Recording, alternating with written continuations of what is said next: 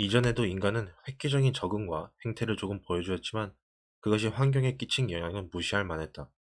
다양한 서식지의 침투에 성공적으로 적응하는 모습을 보여주기는 했지만 서식지를 극적으로 바꿔놓지는 않았다. 반면에 호주 정착민들, 보다 정확하게는 정복자들은 현지 생태계에 적응한 것만이 아니라 그 생태계를 알아볼 수 없을 정도로 바꿔버렸다. 호주 해안 모래밭에 찍힌 인간의 첫 발자국은 곧바로 파도에 씻겨버렸다. 하지만 침입자들은 내륙으로 진격하면서 결코 지울 수 없는 발자국을 남겼다. 그리고 그 과정에서 이들은 몸무게 200kg의 키 2m인 캥거루, 대륙에서 몸집이 가장 큰 포식자였던 호랑이만한 유대목, 사자 등 생전 처음 보는 존재들로 가득한 이상한 세상을 만났다.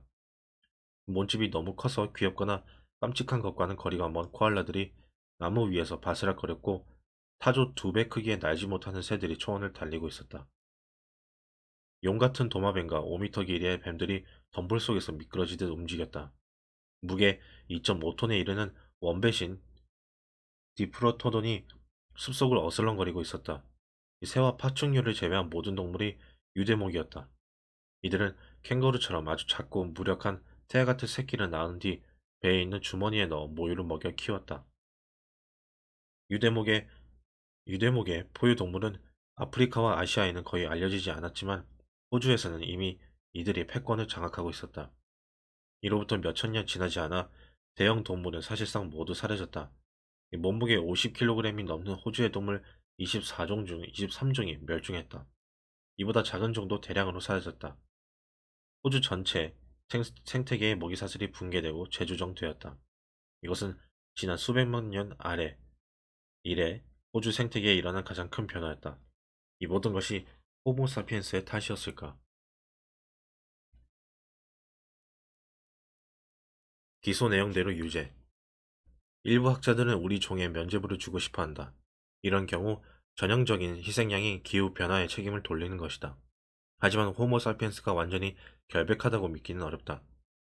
기후변화의 누명을 약화시키고 우리 조상들을 호주의 대형 동물 멸종과 연루시키는 세 가지 증거가 있다. 첫째, 4만 5천 년 전쯤 호주의 기후가 변화한 것은 사실이지만 눈에 띌 만큼 급격한 변화는 아니었다. 이 새로운 기후 패턴이라는 단독 요인이 어떻게 그런 대량 멸종을 유발했는지를 알기도 쉽지 않다. 오늘날 무슨 일이든 기후 변화 탓으로 설명하는 것이 일반화되기는 했지만 진실을 말하자면 지구의 기후는 결코 가만히 있는 법이 없다. 기후는 끊임없이 변화한다. 역사상 모든 사건은 모종의 기후 변화를 배경으로 일어났다. 특히 우리 행성은 수많은 온난화와 한랭화의 주기를 겪었다. 지난 100만 년 동안 평균 10만 년마다 빙하기가 있었다. 최고의 빙하기는 7만 5천 년에서 1만 5천 년 전이었다. 빙하기 치고 특별히 혹독한 것은 아니었지만 그 기간 중 두 차례의 절정기가 있었는데 처음은 약 7만 년 전이었고 그 다음은 2만 년 전쯤이었다. 이 대형 디트로토도는 150만 년도 전에 호주에 등장해 10차례가 넘는 빙하기에도 살아남았다. 그런데 왜 4만 5천 년 전에 사라졌을까? 물론 디프로토돈이 이 시기에 사라진 유일한 대형 동물이었다면 이는 우연이었을 것이다. 하지만 디프로토돈과 함께 호주 대형 동물군의 90% 이상이 사라졌다. 증거는 정황에 불과했지만 사피엔스가 마침 이들 동물이 추위로 죽어가고 있던 시기에 호주에 도착한 것뿐이라고 믿기는 어렵다. 둘째, 기후변화가 대량 멸종을 초래할 경우 해양 생명체는 육지 생명체 못지않게 타격을 받는다. 하지만 4만 5천 년 전 해양 동물의 개체수가 유의미하게 줄었다는 증거는 없다. 그러나 인간의 개입이 원인이라고 하면 멸종의 물결이 왜 육상의 대형 동물군을 쓸어버리면서도 인근 바다의 동물상은 내버려 두었는지에 대해서 쉽게 설명할 수 있다. 항해술이 일치월장했음에도 불구하고 호모사피엔스는 주로 육상의 위협이었으니까. 셋째, 호주에서 일어난 것과 유사한 대량 멸종이 그 다음 수천 년간 인류가 외부 세계의 또 다른 지역에 정착할 때마다 거듭 벌어졌다. 이런 경우들에서는 사피엔스가 유죄라는 것을 반박하기가 불가능하다. 예컨대 약 4만 5천 년 전에 소위 기후변화에 조금의 타격도 입지 않았던 뉴질랜드의 대형 동물군은 인류가 그곳에 발을 들이자마자 치명적인 피해를 입었다. 뉴질랜드의 첫 사피엔스 정착자인 마오리족이 그 섬에 도달한 것은 약 800년 전이었다. 그로부터 200년도 채 지나지 않아 그곳의 대형동물 대부분이 멸종했고 모든 조류종의 60%도 멸종했다. 이 북극해 랭겔 섬의 매머드도 이와 유사한 운명을 맞았다. 매머드는 지난 수백만 년간 북반구 대부분 지역에서 번성했지만 호모사피엔스가 처음에는 유라시아로 다음에는 북미로 퍼져나가자 매머드, 매머드들은 계속 후퇴했다. 1만 년 전이 되자 랭게섬을 비롯한 북극해의 외딴 섬 몇 곳을 제외하고는 지구상에서 매머드를 단 한 마리도 찾을 수 없게 되었다. 랭게섬의 매머드는 몇천 년간 더 번성하다가 약 4천 년 전 갑자기 사라졌다. 인간이 섬에 처음 도착한 바로 그 시기의 말이다. 만일 호주의 멸종이 고립된 사건이었다면 우리는 인류에게 의문의 여지라는 기회를 줄 수 있었을 것이다. 하지만 역사적 기록은 인류를 생태계의 연쇄살인범으로 보이게끔 만든다. 호주 정착민들이 마음대로 휘두를 수 있었던 것은 석기시대 기술뿐이었다. 그런데 어떻게 생태계의 재앙을 불러일으킬 수 있었을까? 이에 대해서는 아귀가 잘 맞는 세 가지 설명이 있다.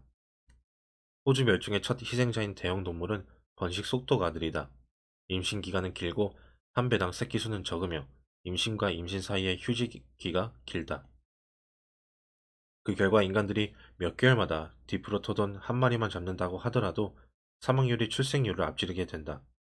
불과 몇천 년 전, 불과 몇천 년 되지 않는 사이에 최후로 남은 디프로토돈은 사라져 버릴 것이고 그와 함께 종 전체도 같은 운명을 맞을 것이다.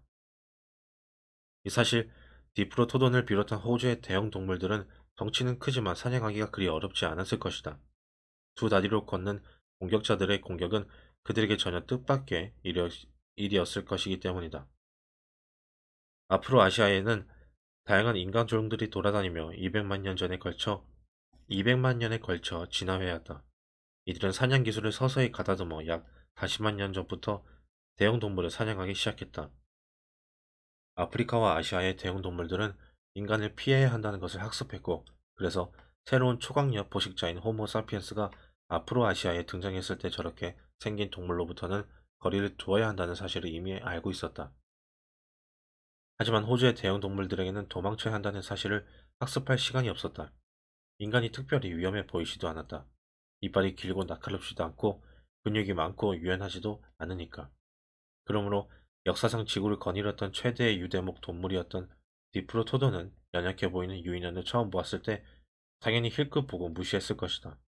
먹고 있던 잎을 마저 씹는 일에 열중했을 것이다.